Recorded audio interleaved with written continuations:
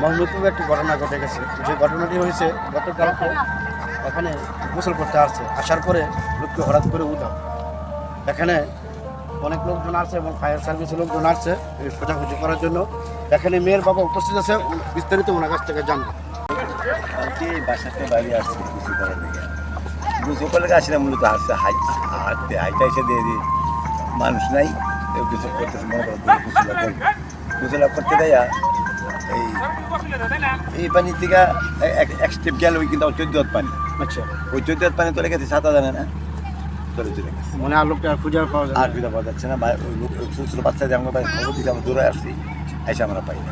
আচ্ছা, তাহলে এখানে যে গতকালকে যে ফায়ার সার্ভিস লোকেরা আসছে মানে তারা খুঁজে পায়নি না তারা আজকে গতকালকে 11 থেকে 11:30 থেকে ঘটনা ঘটেছে। তো আজকেও আবার আসছে ফায়ার সার্ভিস লোকেরা খোঁজার জন্য। সবাই দোয়া করবেন। আসলে মর্মান্তিক যে ঘটনাগুলি ঘটে আমাদের সবাই সাবধান হতে উচিত। এই একটা ঈদের সময় কিন্তু অনেক ঘটনা ঘটছে, অনেক গভীর মধ্যস্থল যে অংশটা কিন্তু অনেক গভীর।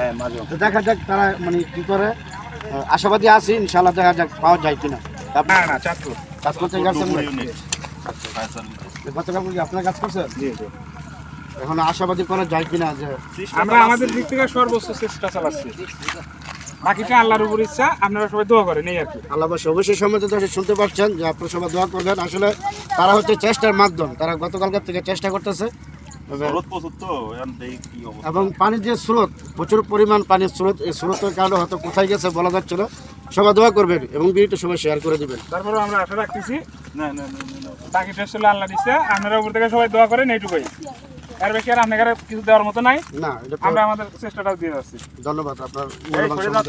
নতুনবাড়িয়া জেলা বানসারামপুর তিতাস নদী আজকে কিন্তু এই জায়গায় এসে এই ঘটনাটি দেখে আমাকে অত্যন্ত খুব খারাপ লাগেছে। আপনাদের মাঝে ভিডিওটি তুলে ধরলাম। সবাই ভালো থাকবেন। আল্লাহ হাফেজ।